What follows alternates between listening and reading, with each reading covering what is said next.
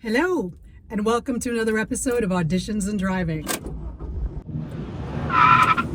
The waiting area was really busy. I haven't seen it this busy since pre-pandemic, actually. And I don't know if I'm getting curmudgeon-y or if it's just true that I feel happy about doing an audition alone in the room. I don't have to worry about hoping that they understand what I'm doing or that we're all on the same page. I usually don't worry about that because I'm pretty good at being open to whatever anything my fellow actor has to say. They were describing my character as sort of a earthy, bohemian kind of gal. And I'm like, oh, yeah, that's me. There's two sides of me. One is like hippie gal and the other one is sharp businesswoman. And they're both true.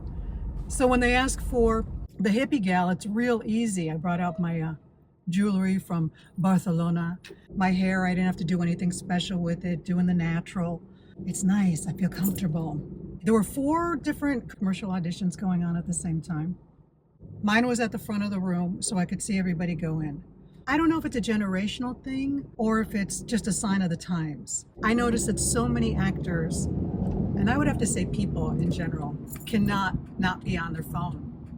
But what cracks me up is the I've got business to do walk and look when they're leaving their audition. It's a pose that makes you look like you're an actor on the go, like you've got agents to check in with, managers that want to hear from you. No, it's just a commercial audition, you and all of us. The moment I noticed how we're all addicted to our phones was the moment I decided I'm not going to touch mine at all. I just looked at the room. It's a beautiful building. And I looked at some of the people. I was more engaged with just staying in silence. And that, I think, is the best thing we can do for ourselves right before an audition. Instead of being on our phone, be comfortable with silence, because that's when all the creativity comes in. And I was so engrossed with my own stillness that I didn't even hear them call my name. I was in a whole other world, not with thoughts, but just removed from the busyness. So it made it that much easier to walk into the room. I made a joke with the session runner based off something that he said, probably inappropriate to repeat, but we were on the same page. It had to do with drugs. It was funny.